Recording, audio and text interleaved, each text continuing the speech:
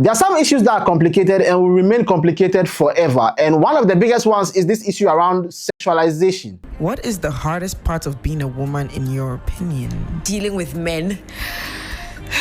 Dealing with men is the hardest part of being a woman because they just don't get it. A solid 90% of men have made it difficult for the 100% of women to thrive. Like from the way the entire society has been conditioned. But shout out to that 10% though. Thank you for standing What is your weirdest experience with a man? Sexualization, pedophilia. Just don't get it. Yeah. So this video got posted on the devil's favorite app, Twitter, and it generated a lot of conversation. And I didn't plan this. Usually I'll plan this whole thing and write out a lot of things, but I just want to talk about this thing because it's something I think about quite a bit. And I decided to make this video mainly because of something I did, which is a problem I see whenever these kind of conversations come up. So I made a tweet saying all this talk reminds me of Aaron Pierre. Now, this guy is one of the most sexualized men on earth. I think when they posted that video of him doing that walk, they had to turn off the comment section on the TikTok, I think, because the comments were just wild, right? And obviously most of them are for women and men who love men. And I was thinking, why did I feel the need to make that tweet? And I realized it's because of one big problem when it comes to conversations on the internet in general. But usually when it comes to this gender CIA conversations, and it's the need to equalize, right? That's the word, equalize. So a girl comes out and says, the most difficult part about being a woman is dealing with men because of sexualization and all these things. And obviously the men get defensive. This is a normal reaction anybody would have, especially if you consider yourself a decent human being or like one of the good ones, which is a problem that we will discuss later. What happens when you equalize is that the conversation doesn't get talked about beyond the equalization. It's like, well, the worst part about being a woman is dealing with men. And the guys are like, well, the worst part about being a man is dealing with women. And when you equalize in football, there are 3 points. If you guys play draw, then you get 1 point, and there's 1 point hanging in the air. We could share that 1 point, and we'll have, equal. We'll have equal, and then we'll all be fine. But then now we've equalized, and we're at a stalemate, and we're just there. Like, yeah, you guys are bad, and you guys are bad too. Like this guy did this thing to me. This girl also did this thing to me. So what do you mean? And then we're just there. Which is why we never really come to a good solution as a society, as a world, for these kinds of issues, because people don't really want to listen to other people's experiences when it's uncomfortable because people who look like them are involved. That maybe doesn't make any sense. But like if I was in a conversation with a female friend and then she says something like this to me and then I hear, men, and I'm like, well, I'm not like that. And then now, like, she can't continue sharing the experience and I cannot learn anything about this other human being's experience because I decided I wanted to defend myself and defend all the guys, And watch this. The same happens when I, as a man, I say my experience or I have some frustration about women and I say it to a woman, like a female friend, and she decides to defend themselves and then now we can't have a conversation anymore. You see, like even in this thing, I'm trying to equalize. I'm trying to present the thing both sides, as if like we are children, But this is what happens on internet discourse. Is this table tennis, back and forth, and then at the end of the day, everybody just goes and like we don't really learn anything. And I think it's very important that we start learning how to listen to other people's experiences without being defensive or dismissing it, because as a society, at the end of the day, we are going to pass things down to the children. And if the conversation I have with somebody, I leave that conversation not learning anything, not seeing the other perspective, not like having a big ego about it and defending myself and winning the arguments. When I have to pass down something to the children, to a child, 2 children, whatever, if I have 3 kids or whatever, if I have to pass something down to them, I want to pass that thing down to them. And these little drops, these little conversations, they make a mighty ocean. Think about the reason why we are here today. It's because of podcasts. Like the reason why these CIA conversations about these gender CIA conversations are so huge is because of podcast conversations. This person's on this podcast, and Ted said this, and this woman said this, and then they kick this woman out, and then we have podcasts, this and that, and conversation, and then now we are here. We have this melting pot of just I don't want to have that kind of energy in this video. That is not productive. But think about it. A lot of these little conversations we have, they do a lot to drive society. And if nobody wants to listen to each other's experience, really, no matter, like, it could be crazy. They could say like the craziest stuff, but listening to, like, I want to know your experience. Like, why are you saying this thing? Which is, well, that's what a professional does, a therapist, or it's like, that's what they do, right? Like, therapists will hear some of the worst things in the world, but they have to listen to their experience. Like, wait, tell me why you think this way. And sorry if I'm all over the place in this video. None of this is planned. So let's talk about this sexualization thing. In the video, S the legend asked her, what's your most frustrating experience with a man? And she mentioned a couple of things. What is your weirdest experience with a man? Sexualization, pedophilia. They just don't get it. Yeah. When it comes to the pedophilia stuff, this country is majorly fucked because, bro, it's too deep. It's too much. Like, it's too much of an issue. It's crazy. Like, the kids are not safe in this country. It's crazy. But I'll talk about this another day. So she mentions sexualization and she says, when you see me, you don't see a brain, you see a body. You don't see a brain, you see a body, or like a person. You don't see a person that you can pour into. Like, you see me and the first thing you see is a body. You don't see a brain. You don't see like a woman I can possibly pour into. Let me not do that. I'm not joking in this video. And what she said over there is what complicates the issue a lot, because she replied to that tweet because somebody else posted a video, not her. And she replied and said, if a guy is walking around with his DP, which is dick prints, 90% of women wouldn't care. But if a woman is walking around and she has panty lines, guys will be talking, right? I've never seen people complaining about panty lines, really. But the dick prints thing is not true. If a guy is walking around with a huge dick prints, it's going to get noticed. A lot there is going to get talked about. But this is the difference. In the society we live in, a lot of women are not socialized to act on that thought in a very physical way. In our society, the norm is for one gender to make a move based on their sexual desire. Does that make sense? Like, if a woman sees a guy's dick print, according to the norm, the rules of mating, the best she can do in most cases is to give the guy a look, or give the guy some kind of, if she wants the guy, she can give the guy some kind of welcoming, like, come and talk to me kind of thing, right? Unless the guy is a very famous guy and there are thousands of girls, then they don't care, they'll grab them. The famous guys get abused a lot. But in regular cases, it happens, but it's not the norm for a woman to pursue a guy, like go walk up and talk to him based on what his body might be doing to her. Does that make sense? But if I am walking in town and I see a fine girl, she can be going about her day, she can be doing whatever she wants, but societally, the norm is that I can just walk up to her and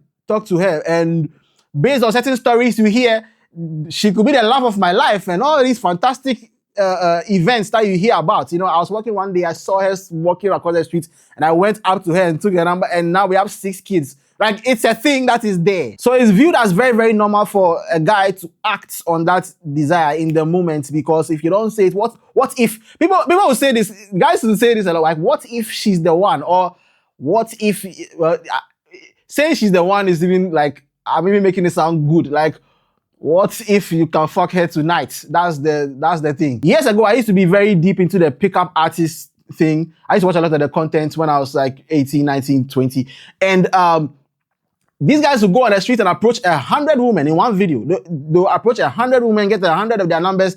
And then if you put your email in the thing and you follow their email correspondence, like a month later, they'll tell you a story about how they woke up next to one of the girls that they met in one of the videos, and now they have 30 girls from the 100 girls they spoke to that are in their phone, and they don't know what to do. And if you pay $99, they can teach you how to do this. Like, this is a thing. And my point with everything I'm saying is that just seeing somebody and having a sexual thought is not the problem, because that is natural. It's biological. That happens. Unless we're talking about children, then it's a problem. But it's mostly, I imagine, I'm not a woman, so like, women, let me know in the comments below. But I think it's mostly the fact that it's every day, Like, I think this is the main thing that the girls it just bothers them so much. Is it like every day, like every day, everywhere, everybody. That's the problem. And bro, anybody, regardless of the issue, if you have to go through that kind of thing every single day, you will be frustrated at some point. Famous people talk about this all the time. every single, if a few people ask you for pictures, it's fine. But every day somebody asks you for a picture, can I take a picture with you? You'll be frustrated with the fans, right? And in this situation, a lot of girls go through this kind of thing every day. Every day, bro. Everywhere. That's another issue. There's a video that dropped of Scanty talking about this, about how hard it is to be a girl child, because everywhere you go, somebody wants to sleep with you. You want to go to, you are doing Ghana card, they want to sleep with you. You are doing NSS, they want to sleep with you. Everywhere you go, there's always somebody who wants to sleep with you. The girl child, the suffer pass. You see, we have conversations that we say the boy child is suffer, but the girl child too is suffer part, because a girl child alone, if you did JHS, teacher won't sleep with you, a driver won't sleep with you, you they walk around, cars they stop by you, pastor won't sleep with you, bro. You they go do even like ID card or something. Anywhere you find yourself, people won't sleep with you. You go reach SHS, headmaster won't sleep with you, Beza won't sleep with you, PE teacher won't sleep with you, elective math teacher won't sleep with you, social studies teacher won't sleep with you. You go through all these ranks, you finish university, lecturer won't sleep with you, TA won't sleep with you, supervisor won't sleep with you, dean won't sleep with you, vice chancellor won't sleep with you.